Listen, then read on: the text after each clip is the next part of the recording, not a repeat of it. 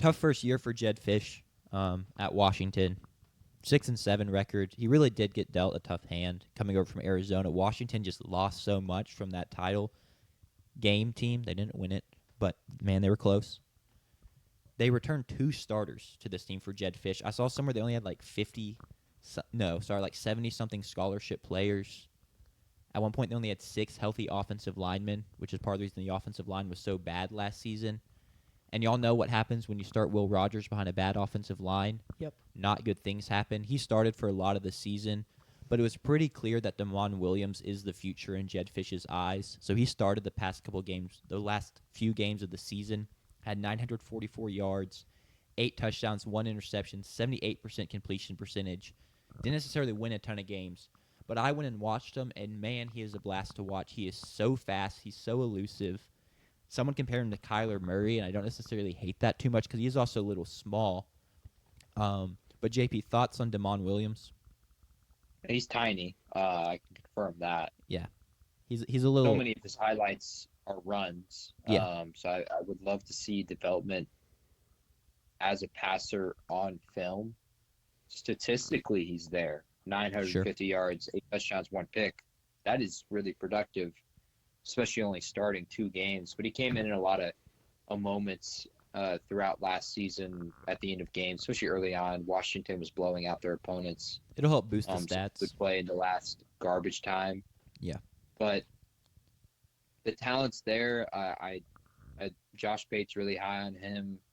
A lot of other people are really high on him. I'm really curious to see how he'll perform. And he's got weapons, too. Yeah. Jonah Coleman is a dog.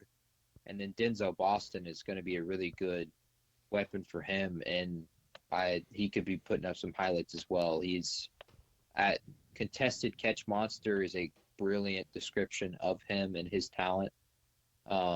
Washington is going to be an interesting team, and I'm excited to see them hopefully take another step forward with Jed Fish. Their last year was just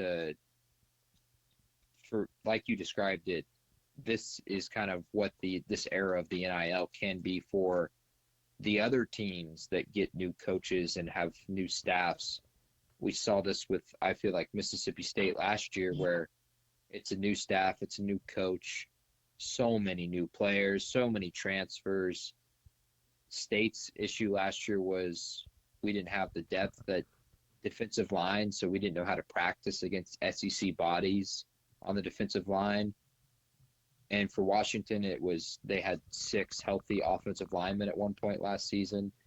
So I think another year building that this is a team that could potentially regain that stride that they had with Kalen DeBoer, because I think Jed Fish is a good enough coach that they can find themselves competing for a Big Ten title once every 3 years, depending on who they got at quarterback. Because I think for Washington going forward, I don't think they'll ever get to a point where the rosters compete with Penn State, Oregon, Ohio State. No. But as we saw with Michael Penix, like, you just need an elite quarterback and maybe a few weapons, and the offense can compete with those caliber of teams. Sure, and that's even Washington hasn't always recruited the best. They always find a way to have good wide receivers and more often than not a pretty good quarterback.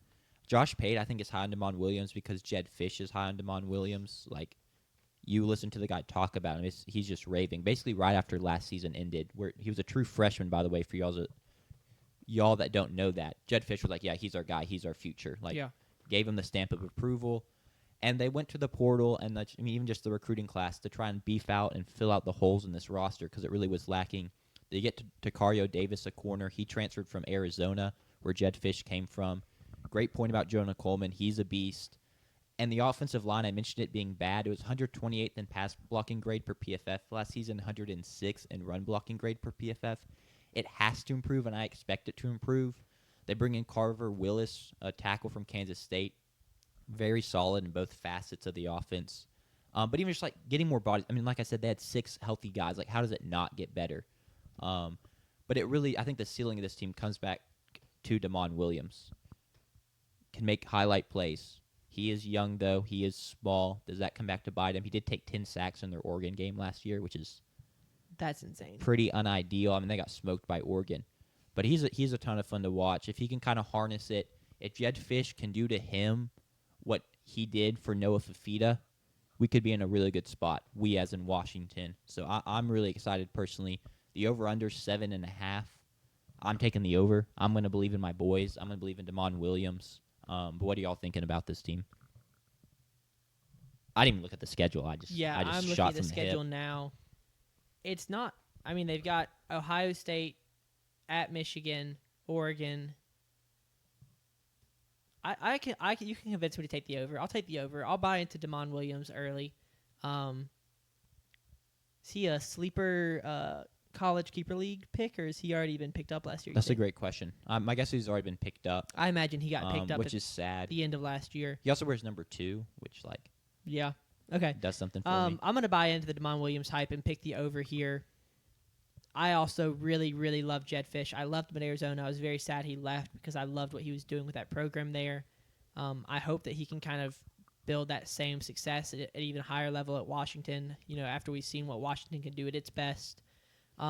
He did that in the recruiting this last year, capitalizing on the run to the championship game, bringing the 7th best class in the Big Ten this year. So, or I guess that would have been last year. I'm getting my years mixed up. Washington would be really cool. Yeah. That'd be a crazy school to get to go to. Yeah. Imagine going to Washington. Yeah.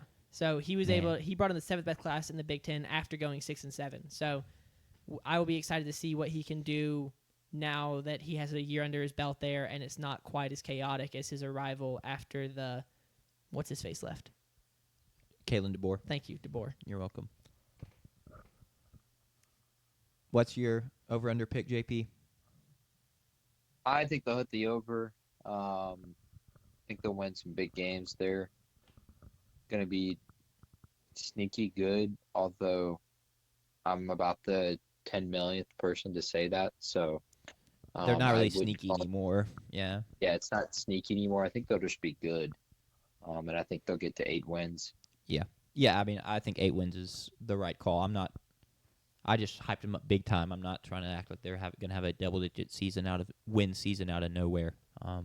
Maybe they scare Ohio State or Oregon. Those should be 2 really fun games to watch. I think if there's a team that could pull off a upset win against one of the top dogs, it is this Washington team. So that means it won't happen because everyone's on it.